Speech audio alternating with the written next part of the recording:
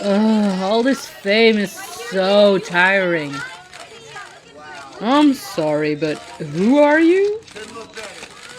I used to be a total TV star. Okay, maybe I'm exaggerating, but I did have my moment in the spotlight.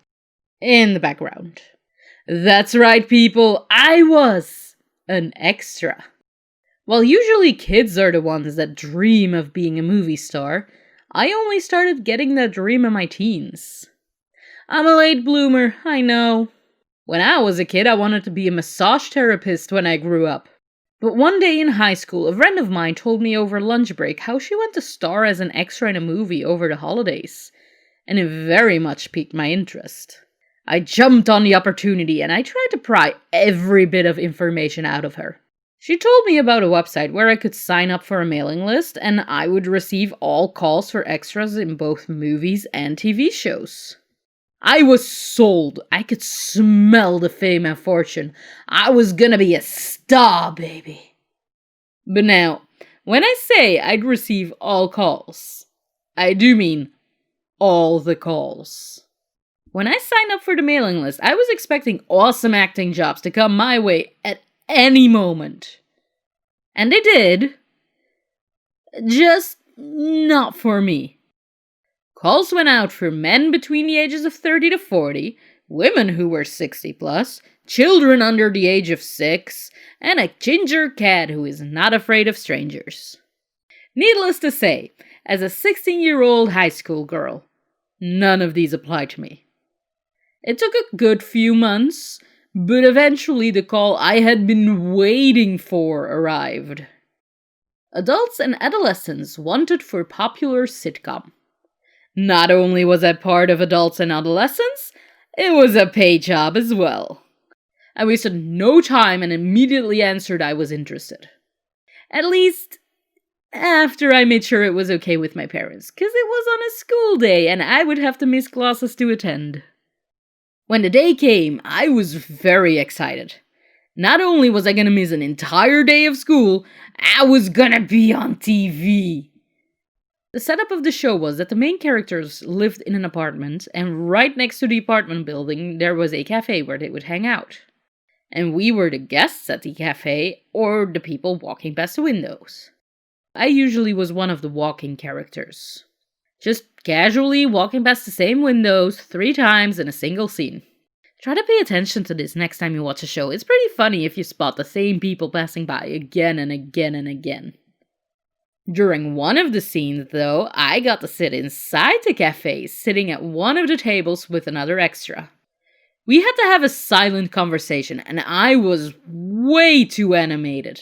Like, absolutely insane arm and hand movements. No one talks like that in real life. I barely even use my hands while I'm talking. I have no idea where that came from. I guess the lack of actual sound leaving my mouth encouraged my hands to pick up the slack. No wonder they had me doing pass-bys the rest of the day. After the day was done, I felt absolutely awesome, and I couldn't wait to do it again.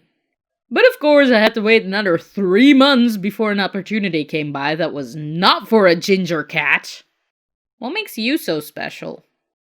This time they were looking for adults and children for a new kids show. Perfectly my age range. So I signed up and I managed to get the gig. This time it would be during summer break, so I didn't have to ask my parents for permission. I only had to ask them for a ride, but they were cool with it, so yeah. We didn't have to do as much this time, and thus filming only took like a morning. They only needed all of us for like one big scene instead of multiple scenes throughout the episode. The scene was set in a cafeteria of a vacation park where a quiz was going on, and we were the contestants. I still don't know what the quiz was about, but I'm pretty sure I didn't win. We just had to sit down and pretend to be quizzing until at one point one of the main characters storms in, makes a scene, and then we all had to look at her with confusion. And that was about it. Even though this scene was short and I only came into frame like once, because apparently my shirt was too bright so they had to sit me in the back.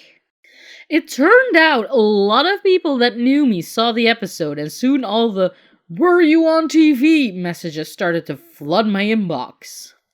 And with flooding, I mean more of a drizzle, because I was definitely not a popular kid. And even now, years later, I will get an occasional message when they are doing reruns from people who are like really confused because they just saw a Astrid from 9 years ago in the screen for like half a second. After that second time of being an extra, I just kind of dropped it again.